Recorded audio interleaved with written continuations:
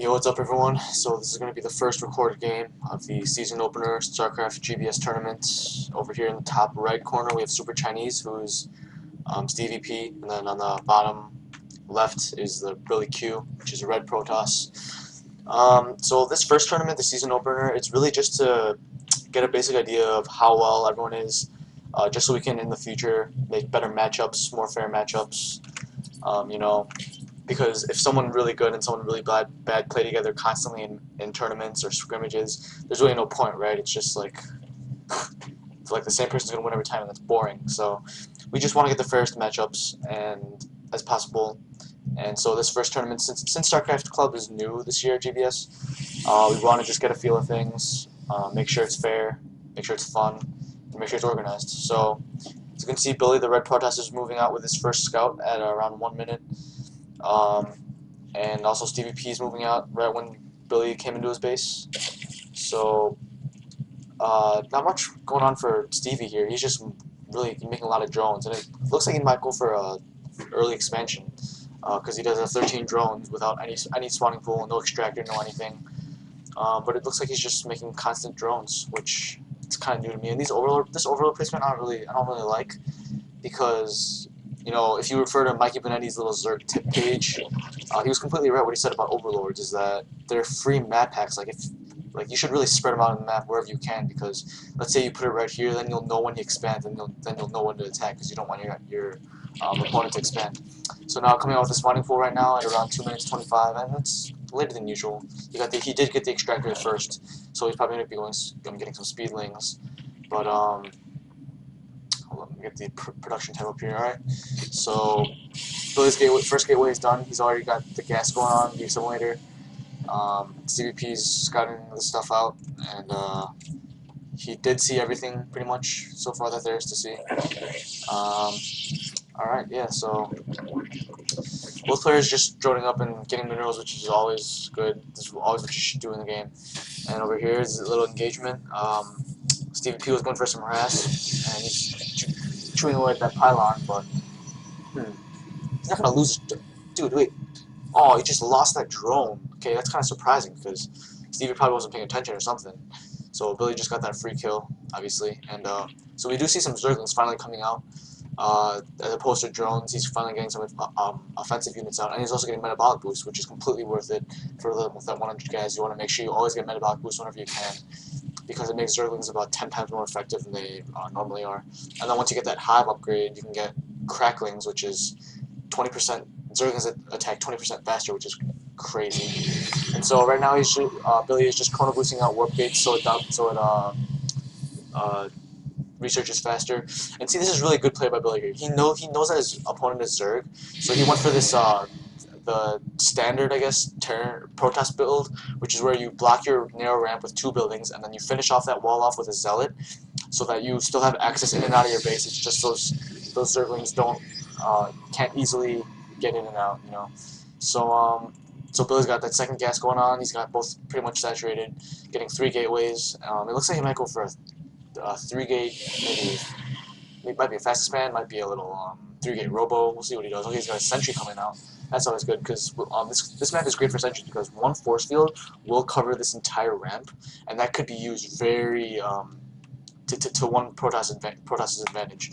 Over here we do see Billy driving a proxy pylon, which is really good. Always like to see that when you're Protoss. Once you get Warp Gate and you can spawn gateway units like Stalker Zealots and Sentries and Dark Templars, wherever there's a power field of a pylon, you can always just reinforce your units really quickly.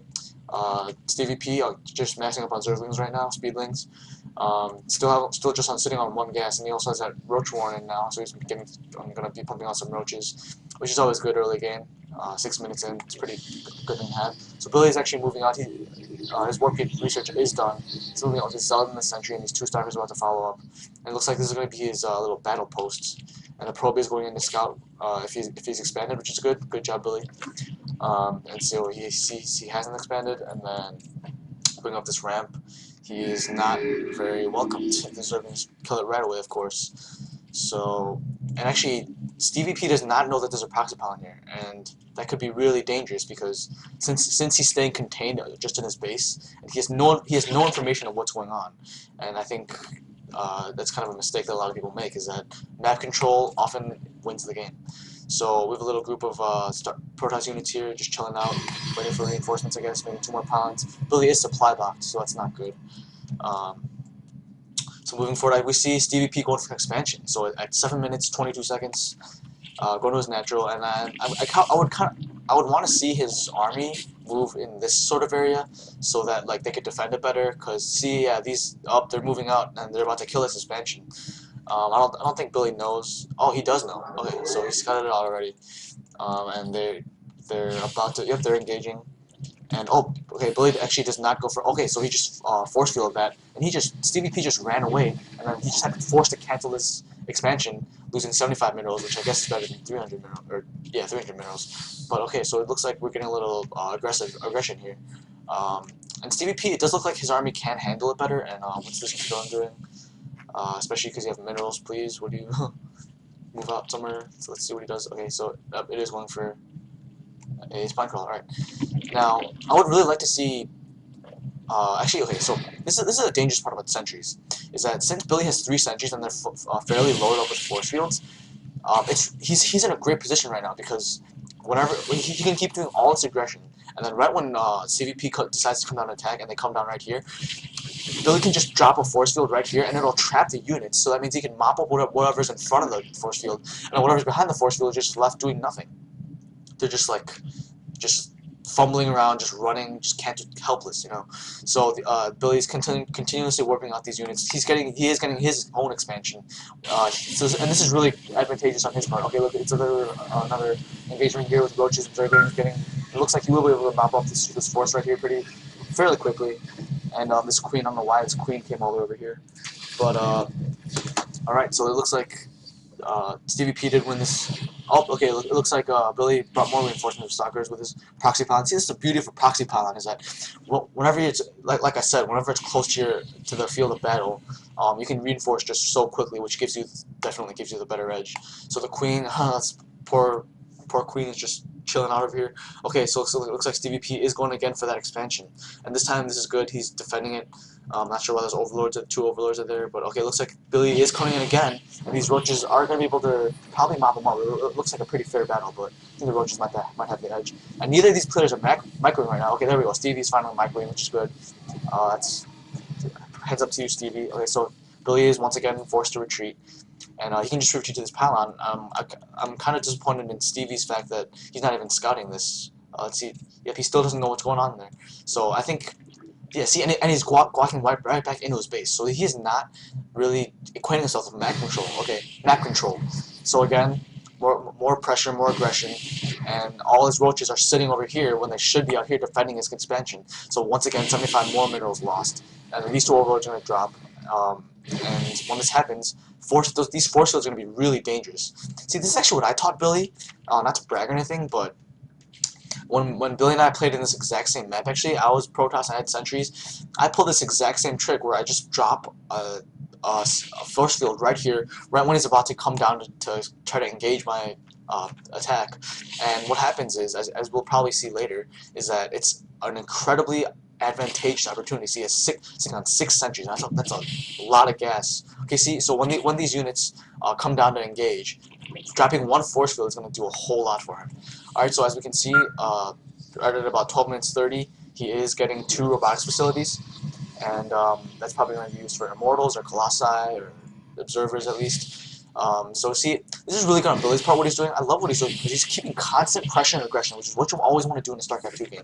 Because if you just leave your opponent to just sit there and just keep macroing up and getting a lot of money and getting a lot of units, that means they're probably going to be really way harder to deal with.